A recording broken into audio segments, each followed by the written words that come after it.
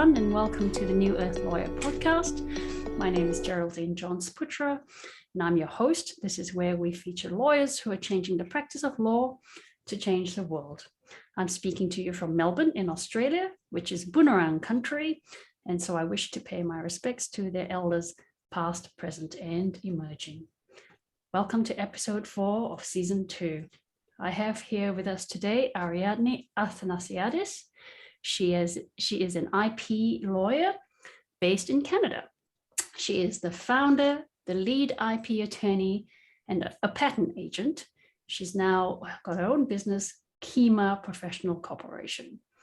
She applies relationship and learning-centered approaches to client service, and she counsels to help her clients make decisions.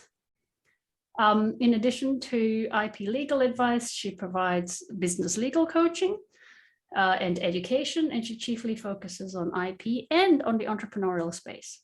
She has a close connection to the arts, creativity, and business.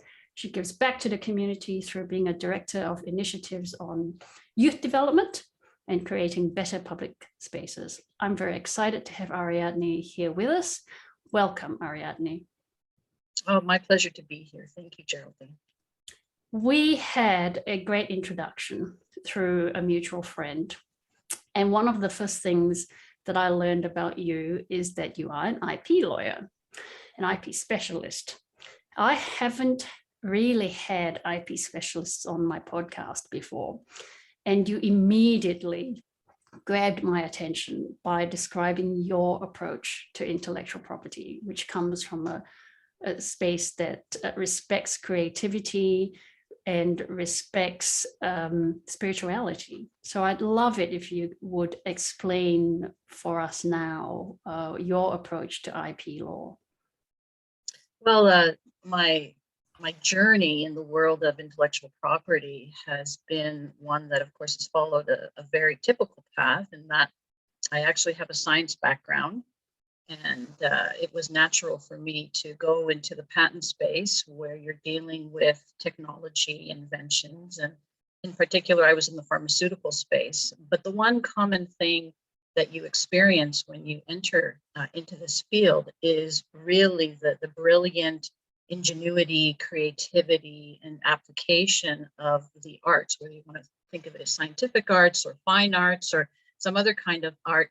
You're constantly witnessing the brilliance of others, what they're bringing to you, and then asking you to support them with the legal tools of intellectual property. And of course, as you get into that type of practice, you find that a lot of the times the system is geared towards the notion of protection. We use that language often in intellectual property: protect your creations with a patent, with copyright, the brand that you have with trademarks, so on and so forth, just to make sure that someone doesn't take it from you. And that somehow having these forms of protection incentivize people to feel safe to share what they do for the benefit of the public, because ultimately that's what government is interested in, is encouraging the sharing of all of this creativity in some form that can benefit the public and spawn, if you will, new rounds of creativity.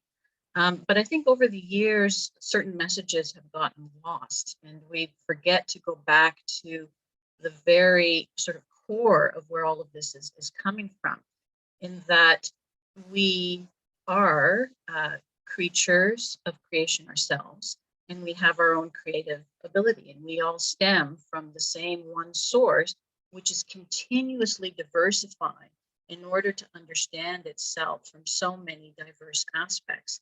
And so being creative, being productive, doing work is really an aspect of the love of source. And in fact, in the words of Khalil Gibran, who wrote The Prophet, work is love made visible. So when you go back to these beginnings, you realize that whether there's intellectual property laws or not, people are going to create. The intellectual property laws themselves are not the incentive for creating. What the intellectual property laws are really supposed to be about is encouraging relationship through creation. And somehow that message has gotten lost, because we feel by protecting we cannot immediately trust the opportunities that we have to collaborate with others. And when you think about what it takes to take a market from inception, to take a product from inception to market, you realize there's a lot of creativity to create that chain, right? You come up with the idea, whether it's on paper or in the lab, then you have to prototype, and then from that prototype, you have to somehow scale it up to be able to gauge how widely available you can make it based on the interest that others show in it.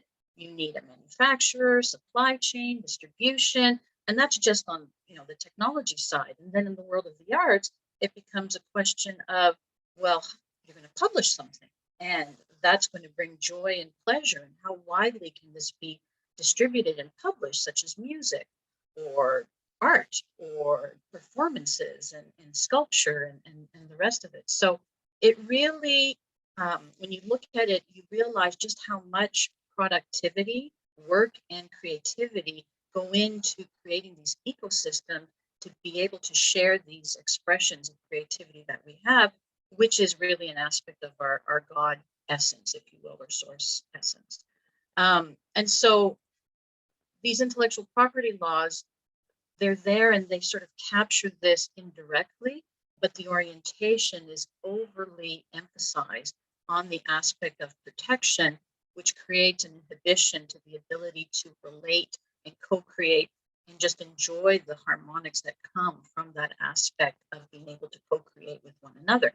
And it works okay for big companies because they're already self-contained ecosystems in and of themselves, right? They have their marketing department, they have their development department, they have their departments that deal with operations. Sometimes they're the manufacturers themselves, or they have a relationship with the manufacturer. It works for them in that sense because most of what needs to happen is controlled under their roof.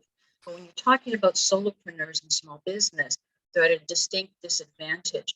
And their best opportunities to be able to share and for the public to access what they have to share is to be able to collaborate and partner with others without having this constant fear of looking over your shoulder about what's going to happen if I do that.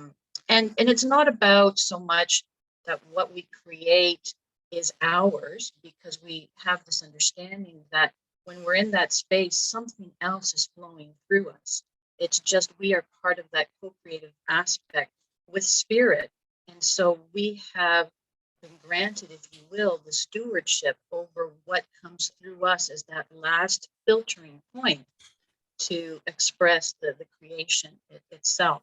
And so that needs to be respected in the relationship. So there's a phrase that I like to use in my coaching, that it's really about doing your soul's work in right relationship. And intellectual property laws and the way they function should really be a reflection of that principle. So thank you. That was brilliant. So many thoughts came to me while you were talking. One is that it's about looking at things through a unified lens rather than a separated lens. So the gift, as you say, comes through the person and is a gift for everyone. It's a gift for all of humanity and the collective. The person who brings it through happens to be the vehicle. So if we focus on the unified aspect, then we can focus on that, enhancing that. How do we encourage people to bring their gifts forward, rather than focusing on what you say, which is the protection? And that's the separation perspective, where I'm separate from the other person, rather than I'm bringing it in for all of us. I'm separate from the other person, and that person's going to take it from me, so I need to protect. That's a scarcity mindset as well, versus abundance. Worried that there's not more that can come through, and worried that there's only so much that we're limited to, each person is limited to, so that person will want what I have, rather than creating more and more for everybody. I see a very similar mindset come through business in general, and because you coach entrepreneurs, you'll know what I'm talking about. It's that mindset between coming together and collaborating for the collective, That's what entrepreneurship is about. Capitalism is actually about encouraging collaboration and encouraging ideas to come forward, rather than making money out of those ideas. That's really not why entrepreneurs go into business. They go into business to bring their ideas to life. And when a business person or an entrepreneur begins to see others as competitors rather than collaborators, or begin to see their customers as those who are paying you money rather than those that you're bringing a gift of an idea to, then that's where business, just like IP laws, begin to get distorted. And like you said, the emphasis is on the wrong thing. But I'm really interested, therefore, this is segueing into a question, how you deal with clients who do have that protective mindset, who do say, Ariadni, I'm worried someone's going to steal my idea, or that person has stolen my IP. What do you do when you do come across a dispute and it's in the old paradigm, you might write a letter of demand? How do you deal with those? Well, I think the first thing that I try to do is to help an individual come back to a place of ease and groundedness about the situation. And really, that's first stopping and helping them remember that their creative wellspring is unending, right? So you stated that specifically. What you created in one instance is not the end of it. You think of composers and musicians and artists. It's very obvious how they have this continuous wellspring of creativity. The same holds true for scientists, for engineers, for anybody who's coming up with a new business model, being able to pivot your business model. It's a language that we hear often in the entrepreneurial space. And so that faith in your ability to continuously come up with something new is always there. And in fact, we sometimes think we don't want to have restraints on creativity, but in fact, there's a beautiful book called A Beautiful Constraint, and I'll get the authors for you, and I'll provide a link for that. It's a beautiful constraint, and it talks about how, in fact, having constraints is what spawns greater creativity in many instances. They say necessity is the mother of invention. That's a common phrase that we hear.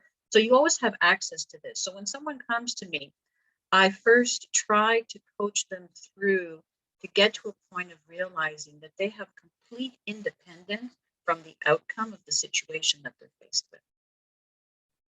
And they need to get to that place of understanding that they are independent and sovereign of the outcome. Yeah. So in a simple scenario, someone may come to me and say, someone's copied my website. They've taken the text word for word and they've copied it. And so you go through and you sort of say, well, okay, maybe they did, but who really knows your business? Who really knows what you were feeling and experiencing when it was flowing through you to create this business and that website in the first place? What's your story? Your story behind this, your inspiration to create this.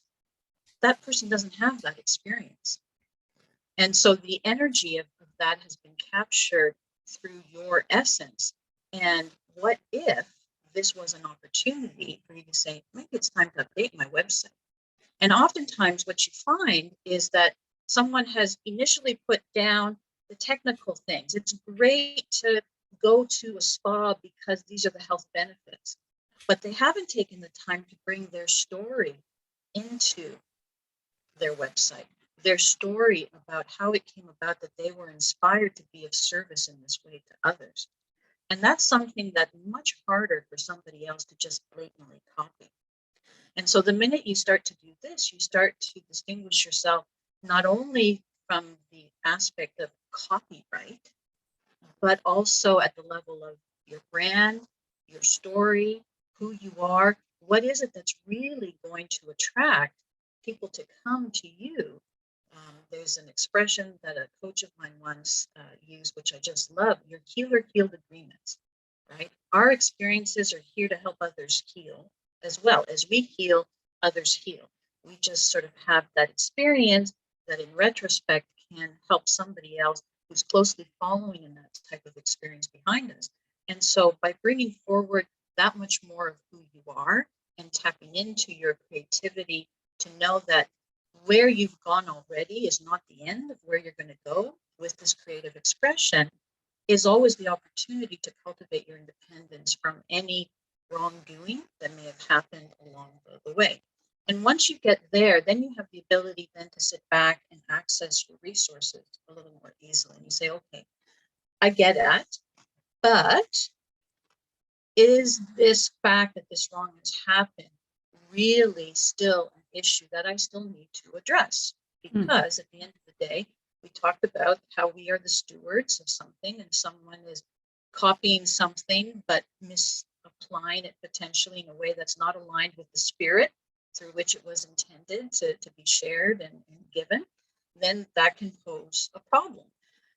Similarly, there may be certain situations where you feel, okay, this is going to mess up my ability to care for myself and my family in the short term because the issue is more egregious than that. But at least at that point, you have a grounding to be able to assess different options for how you can move forward while at the same time making a determination of how much energy you want to put into addressing the issue that has come up. And oftentimes you find that the scope of what you have to fix, in a sense, or feel like you have to fix, starts to get very focused and much more narrow and targeted. And that becomes much more manageable emotionally and possibly as well from a sort of resource point of view in terms of monetary issues and so on and so forth to be able to address. And you start to be able to look at things and say, I have the patience and the ability to ride this thread through for, the belief that I have that it still needs to be addressed, but then I have at least enough energy to keep moving forward as well. And many streams make a river. And so hopefully through that approach, you can ride the storm and come back to a place of calm again on the other side. Brilliant. Thank you.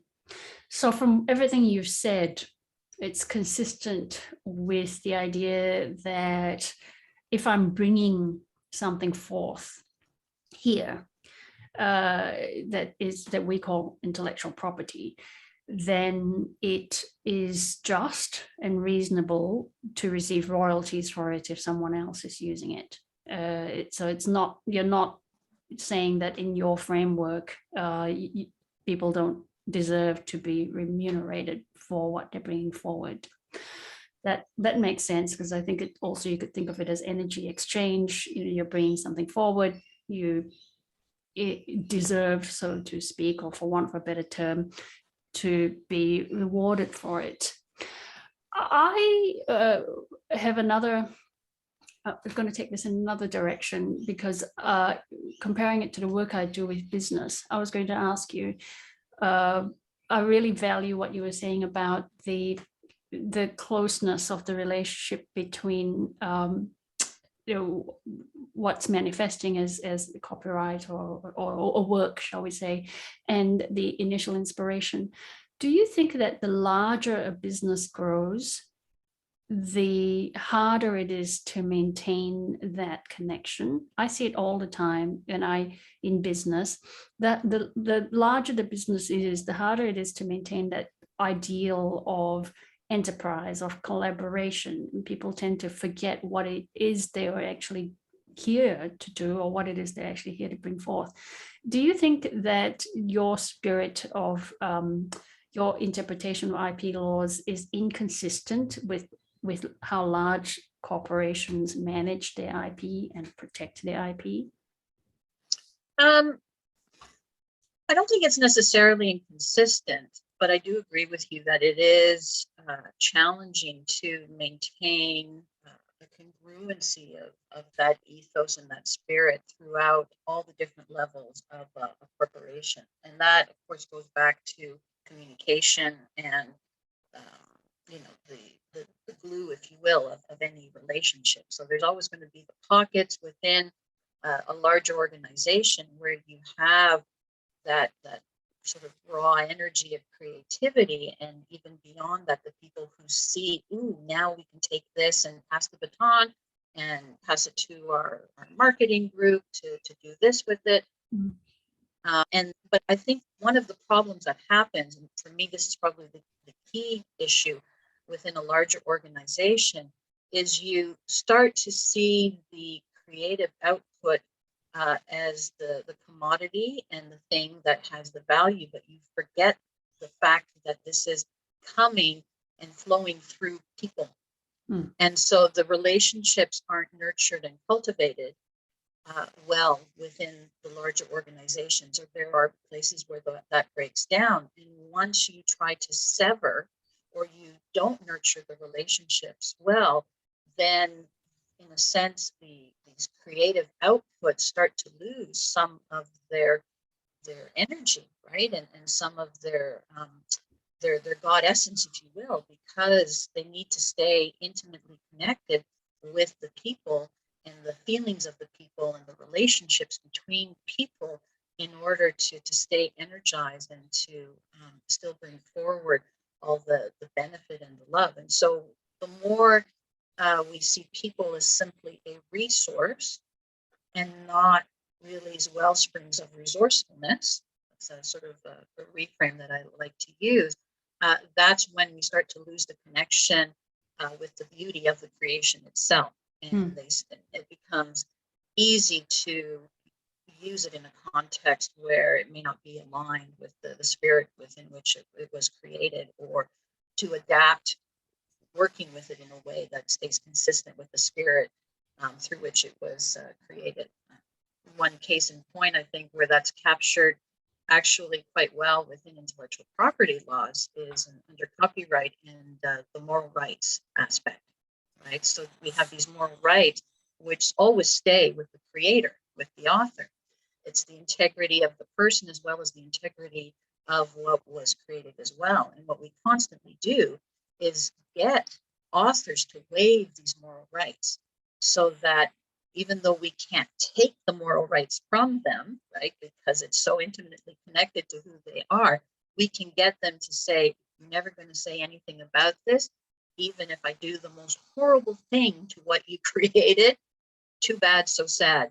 You have nothing more to say about it. And for me, I think that's problematic. Whereas with solopreneurs and artists and smaller business, the conversations rarely go to that degree. And so you have this sense that there's a continuity of collaboration, even if it's only a thread, right? Where you have to sort of say, is this the right use of this creation that was made for me? So it could be a logo by a graphic design artist.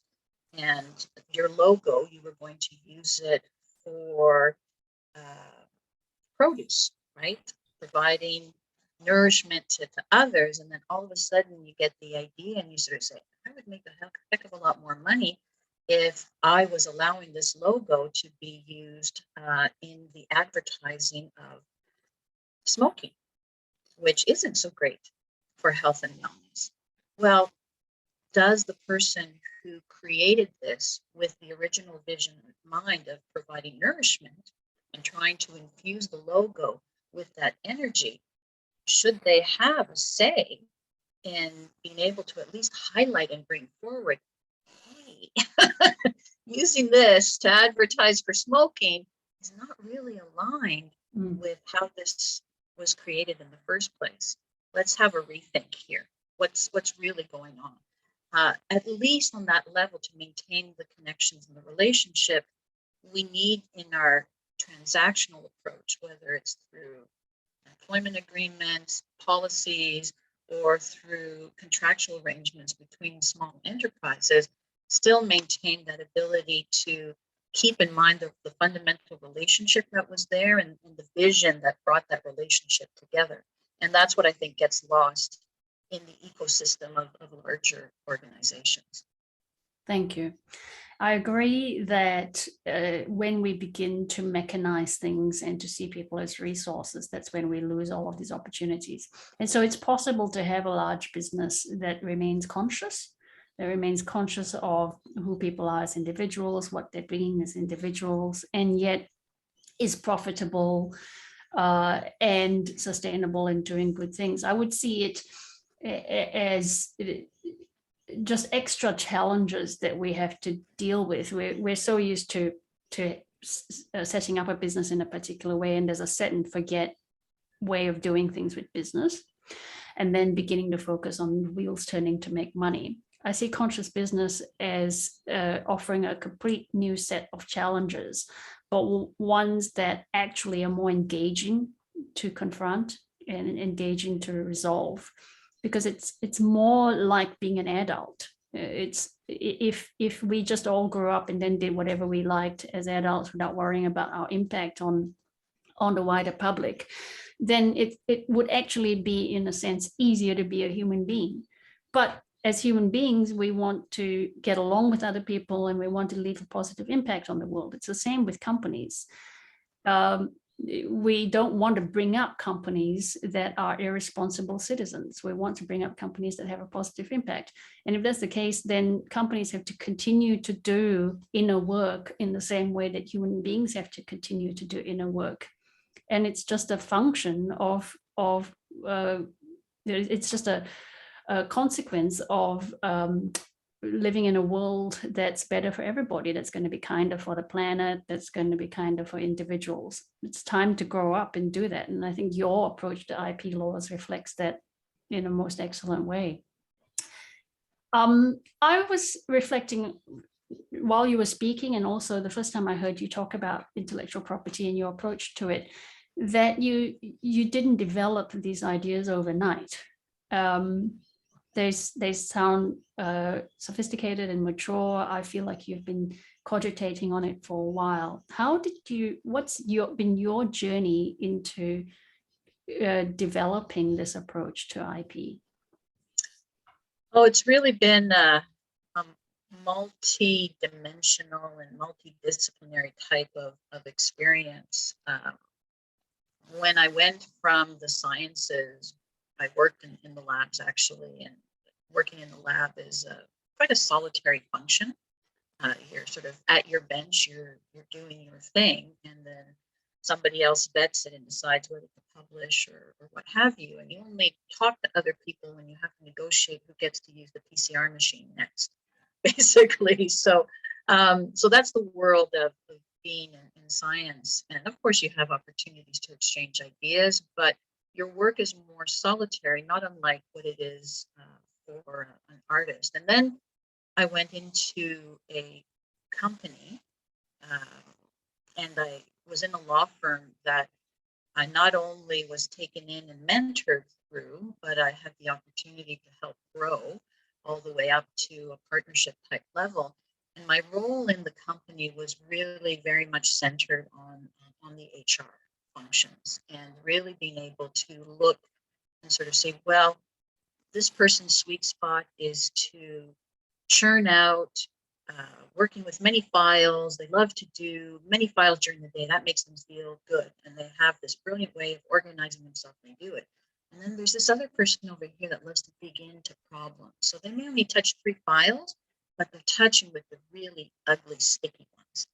And they're just going at it, and they're digging, and they love to hunt for the solution to the problem that has no solution. And you put them together and you get magic. And so I started to appreciate how the creativity of different people can come together to create that magic. And from there, when it was time for me to leave the law firm, as happens to many lawyers, I started working on my own, and I decided I really want to work with solopreneurs and small business, because as we were saying before, in a sense, the purity, if you will, I'm not sure that's the best word, but its most authentic essence of what's being created is never more true than when it's still with the person that it came from, in that sense, right? So solopreneurs and small businesses still have that. So they're still connected to that higher feeling of that purpose behind what it is that they've created. And so when I started working with them, I also started exploring what did I need for my own creativity, especially now that I was starting up my own business. So I went back to school. I love going to school. And I went into a program that I felt would help me understand the diversity of cultures in Canada. So I come from an immigrant background myself. My parents immigrated from Greece to Canada, so I understand that world to an extent, but I didn't really understand the origins of Canada's sort of original cultural diversity, which of course includes Indigenous peoples. So I went and I did an MA in Canadian and Indigenous studies, and that's when my mind just started to go. And just being able to get an exposure to different members of different Indigenous communities who would come and speak to us, being able to understand simple things, how the conception of God or the Creator is something as simple and beautiful as He who moved first. He who moved first. And just that aspect of really appreciating how we are all an extension and a continuity of that which moved first was so beautiful for me. And it started to really impact my understanding of how we interrelate with each other. I remember I was writing an essay one day. I had my daughter on one side and my son on the other side. And my daughter was trying to help me improve my PowerPoint. So she was bringing the use of her creativity into, Mom, you can try this, you can try that. Whereas my son was looking at my computer and noticing that there were photographs from our past and really intrigued by these photographs from our past. And I felt like this tree in the middle that was a gathering place with these roots going into the future and into the past, as represented by the attraction of my children sitting beside me. So then that led me, of course, to read all kinds of different books. One I mentioned, The Beautiful Constraint. Another one is Designed by Nature. I started exploring the nature of creativity through different lenses of just how the world is around us and how we behave. And slowly but surely, I started to appreciate intellectual property through these lenses and how my own creativity would bubble up in designing, say, educational type materials or presentations for people about IP, and being able to connect it and see them feel energized by the idea of IP in relationship to their creations. And so it's just been a journey and a progression that way. And around the time that COVID came up, I just took another step with my own spiritual journey and started exploring different programs around shamanic practices and understandings of the world, working with the medicine wheel as a tool, working with the four directions, the elements, air, water, fire, the whole shebang, the feminine and the masculine. And then, of course, that leads you to more books that take you back to history. And even with my own cultural background, I got excited because I had a sense that, I think I know why in this lifetime I was born as a person of Greek heritage, because so much of what we're experiencing today in the Western modality of being is a function of a divergence that happened around that time in Greek civilization, where we went from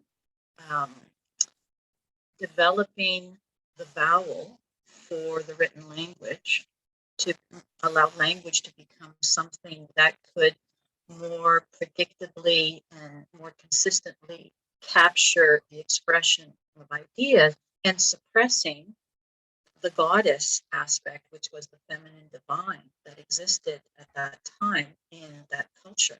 So there was this flip that happened. There's a book called The Alphabet versus the Goddess by Dr. Schlein. He was a doctor who traveled around many places and studied many cultures. And he started to make this correlation that when the written word started to rise, that's when we started to suppress a lot of other cultural practices that were rooted in the feminine divine and the feminine spirit. And so we created this imbalance between the masculine and the feminine, which has led to a lot of the imbalance we have in the way we have our relationships within society, within business, and within the legal system, frankly. So I just love bringing all these pieces together. I don't have time to dive deep a lot, but I love capturing the essence and just being able to be aware of these linkages, which then help certain ideas bubble forth when they need to guide an understanding of how creativity and then intellectual property within business could work if you want it to work that way. And if you like the old way of doing it, well, there might be somebody else who's better suited to help you with that, because that's what I find now is that I want to work with people who are feeling called to work with intellectual property in this way, pod their businesses, rather than with the companies that want to maintain an approach with this older paradigm. And so at least all that work has brought me to that point where I feel comfortable being able to make that choice for myself, for my own spirituality, my own integrity. But it's been a process. I've been doing this now for over 20 years, so it's been a process. Hearing you speak has reminded me of something that I was reflecting upon recently. I love the law as almost a living thing. And I found that echoed in the traditions of the Indigenous people of Australia. The way for them law and culture is living. So they have ceremony to reenact or to enact their customs and their laws to remind their people that law has to be constantly lived. And it's one of the things that intertwine along with the people and the land and spirituality. So law is, when you begin to think of it as something to preserve, to nurture, that is living and breathing. As a lawyer, then we begin to appreciate that we are custodians of that. And I began to think about how the personification of law and the personification of other things in Greek, ancient Greek philosophy, there's an interconnectedness with that, so I have a picture of Themis, the goddess of justice, up on my wall, and I see that interconnection with the Indigenous tradition. So it's interesting that you go back to that. You touched on the Indigenous learnings that you had, as well as that connection of when we forgot about the divine feminine. It really is all. It all comes together. So I can appreciate, why you have those traditions, and you're learning about that tradition, but you also have a tradition in your bloodline. You talked about how it's been 20 years in the making, coming to where you are. I just wanted to ask you whether you'd have any advice or any thoughts for anybody who's listening who might think, well, I love IP, but I'm in the old way of doing things, and I'd really like to explore the new way of doing things, your way of thinking about IP, the interconnectedness with spirit. What advice would you give to someone who is thinking perhaps they'd like to try practicing IP law in a different way? I think for me that what made the biggest difference in terms of taking what I was experiencing through my own learning initiatives and bringing that into my practice was also going out into the community. And I think that's really important to understand that that wellspring, what's happening at a grassroots level, is really informative of what the future will hold. And when you have solopreneurs and small business starting to reject some of the approaches that big law still tries to maintain, and law societies. I think it's important for law societies to also be able to take another look at the prescriptive approach, and this idea that because it's been an adversarial system, um, you're only confident if you minimize risk for your clients, and you're minimizing risk by relying on the certainty of the written word of the law. And I was actually intrigued what you were talking about just leading up to this question about law being a living essence in and of itself, and evolving. And we sort of acknowledge that in the way that we deal with common law, and how we take new facts and apply things, but we still resist it. We're trying hard not to have to change something or help something evolve. We kind of only do that when, okay, I got to do something here. So, all right, I will grudgingly now pronounce that this is different. And so there's this new principle or this other concept that's emerging. So there's this resistance to it, but really at the grassroots kind of level, there's so much happening with social enterprise, experimentation with different types of communities, intentional communities, the application of different types of governance models like sociocracy instead of democracy. There's all these different things happening, and you can only experience it by going out into the communities. And you can do that easily through your own interests and hobbies, through where you choose to network. A lot of firms are always vying for, we got to go for the big companies because they have the money to pay the bills. And yet, I'm going to do my movie thing. I know you've been exposed to this before, but my movie thing with Pixar movies, that's A Bug's Life. Here you have Flick, this brilliant ant who comes up with all these crazy ideas that buck the norm. But in the end, it's that collective, right? It's that ability to band together where everything is happening.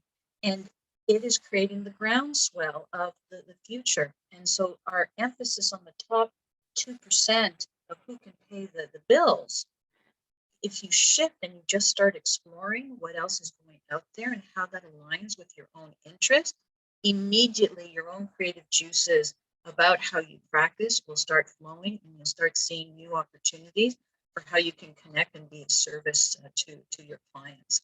And that's basically been what my process has been, and the blessing of leaving the law firm. Because when I was in the law firm, I was worrying and taking care of the people within the law firm.